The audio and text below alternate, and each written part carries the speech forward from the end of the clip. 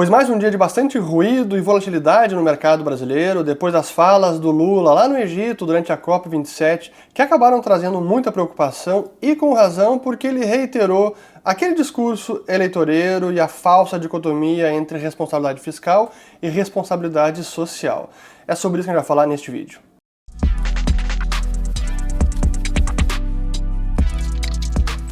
Muito bem, a todos aqueles que estão chegando agora aqui no canal, meu nome é Fernando Urrich, aqui a gente fala de economia, mercados e investimentos. Se vocês gostaram do conteúdo, considerem se inscrever ativando o sininho aqui embaixo e também compartilhando este vídeo.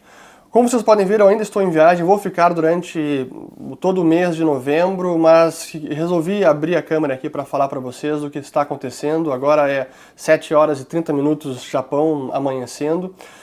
Mas eu tenho visto aí, acordei de madrugada e vendo as repercussões das falas do Lula lá no Egito e, honestamente, um discurso bem populista e eleitoreiro que, direcionado mais ali para os seus aliados e o grupo mais radical, mas que acaba repercutindo mal porque todo mundo está atento e ele está repetindo todo aquele discurso e as ideias de responsabilidade social primeiro e fiscal em segundo lugar, como se elas fossem coisas que não andassem juntas, quando é todo o contrário.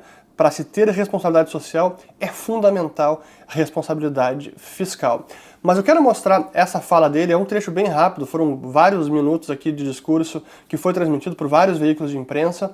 E isso, claro, trouxe muita volatilidade durante o dia de quinta-feira nos mercados, depois eu falo sobre isso, e como também acabou afetando a avaliação de muitos dos aliados e aqueles que apoiaram e endossaram a candidatura do Lula, e que estão cada vez mais se distanciando do que Lula tem falado. Mas deixa eu começar aqui primeiro.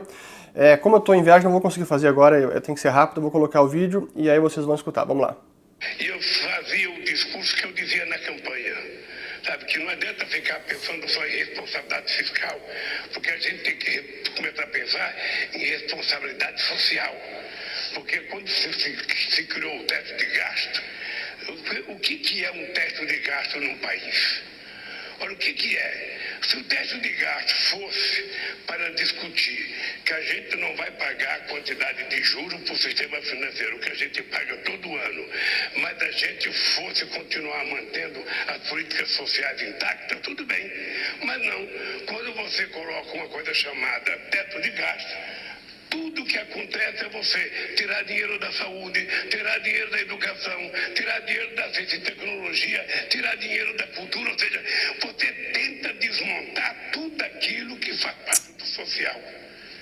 E você não mexe num centavo do sistema financeiro.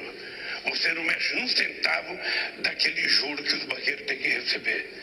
Ah, mas se eu falar isso vai cair a bolsa, vai aumentar o dólar.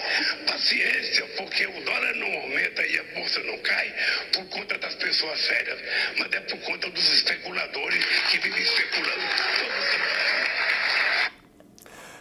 Pois é, essa fala realmente, dado o contexto ali e as pessoas que ele estava falando, eu entendo, acho que foi um discurso bem direcionado para os seus apoiadores bem ideológicos, mas não adianta, ele está falando, a imprensa está ouvindo e isso repercute. E é claro que é um discurso eleitoreiro e parece que ele ainda não saiu do palanque, porque essa falsa dicotomia, onde você, para priorizar o social ou o fiscal, tem que abrir mão do social, e que é uma falácia enorme. Essa ideia de que você está abrindo mão de gastos na cultura, na educação, na saúde para pagar banqueiro. Não, o teto de gastos ele serve para controlar o gasto público e para que os governantes tenham prioridades. Então o que ele deve fazer, como todo governante, é elencar as prioridades e abrir mão de alguns gastos. E esses gastos têm que ser, por exemplo, privilégios. Vamos fazer a reforma administrativa e assim acomodar todos esses gastos sociais. Essa seria a atitude correta, é acomodar as prioridades dentro do orçamento, que é a realidade do nosso Estado, que já gasta muito. O orçamento do Estado brasileiro, com gasto com funcionalismo público, com privilégios, é uma enormidade. Então não tem mágica. Se você quer gastar mais, você vai se endividar mais. Para se endividar mais, você vai ter que financiar de alguma maneira. Ou vai ser com investidores locais, que vão exigir um prêmio maior, porque a dívida está cada vez maior, ou o estrangeiro que também vai exigir um prêmio maior. Não tem mágica. E aí a fala de, vai cair a bolsa e o dólar vai subir porque são os especuladores. Realmente é uma conversinha barata para boi dormir, porque a gente sabe que, como eu falei naquele outro vídeo, o mercado é composto por uma infinidade de agentes investidores do planeta inteiro e o que eles estão enxergando são essas sinalizações. E o dólar subindo é especialmente ruim para o pobre, para o social, porque isso vai fazer a inflação disparar, vai perder poder de compra, vai gerar uma perda de poder de compra do salário do trabalhador, então é justamente os mais pobres que serão os mais prejudicados com essa ideia de vamos focar só no social e esquecer o fiscal. Não vai dar certo, nunca deu, e se ele realmente for adiante com essas políticas, quem vai pagar a conta, infelizmente, são os mais pobres. Os banqueiros, eles vão se proteger. Tem dinheiro lá fora, tem dólares, não é eles que vão ter problema, é a camada mais pobre da população, e é por isso que é preciso ter responsabilidade fiscal.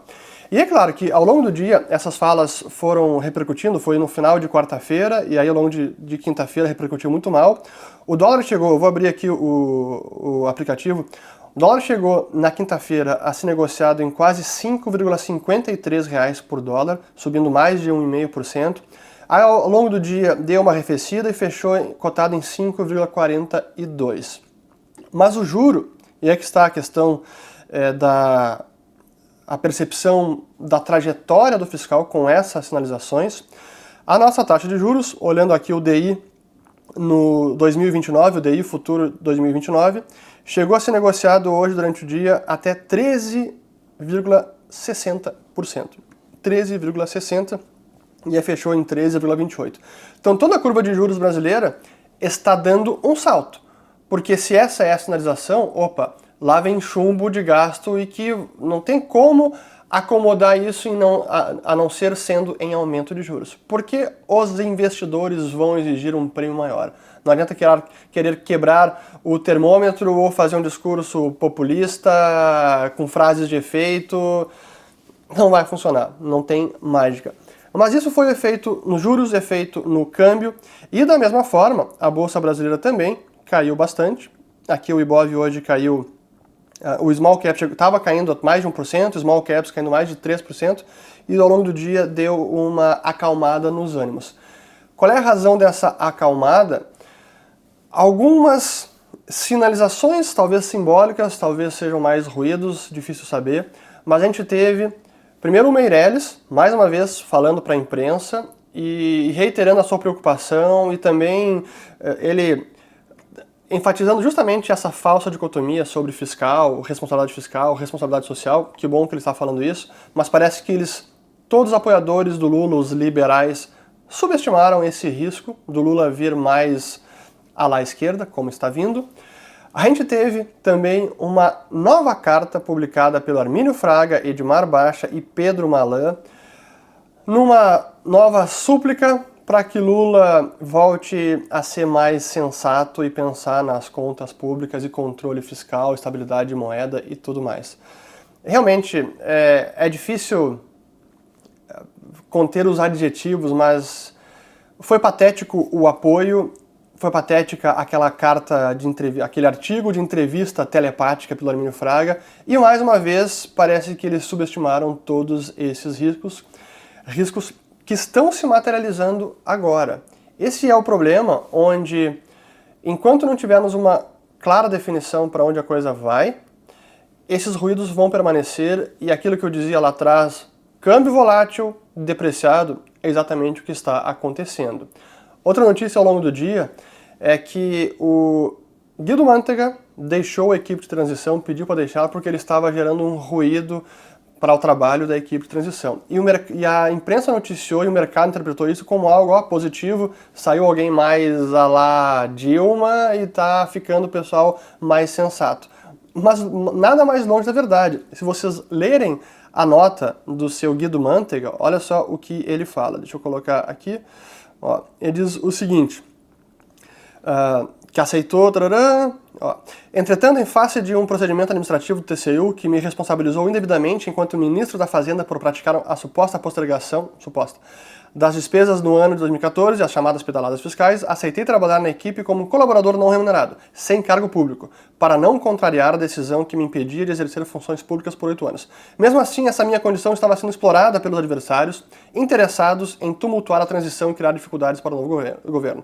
Diante disso, resolvi solicitar meu afastamento da equipe de transição no aguardo de decisão judicial que irá suspender os atos do TCU que me afastaram da vida pública. Estou confiante que a Justiça vai reparar esse equívoco que machucou minha reputação. Agradeço a confiança. Então a saída dele da equipe de transição é mais para não gerar um ruído adicional e obstruir os trabalhos da equipe que lá está. Não é porque ele viu as suas ideias sendo combatidas e não prevalecendo. Não tem nada a ver com isso. Então essa notícia para mim não é positiva.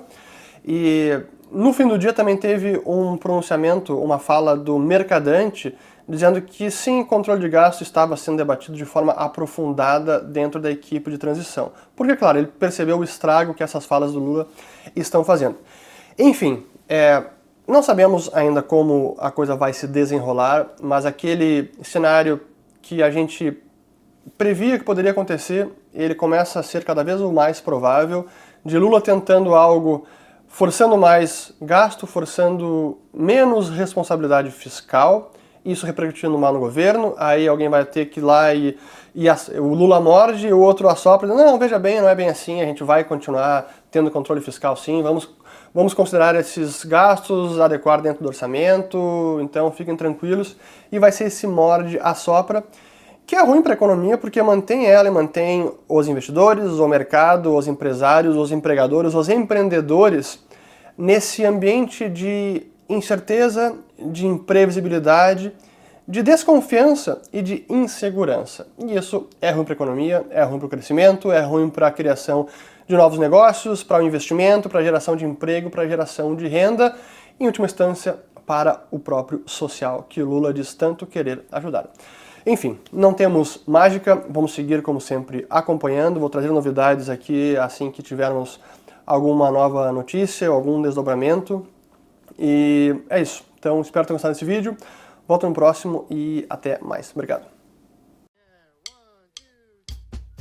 Muito bem, eu aqui vou colocar os links que eu utilizei, que foram bem poucos. Compartilhem o vídeo, espero que tenham gostado e seguirei trazendo atualizações diretamente do Japão. Valeu, obrigado!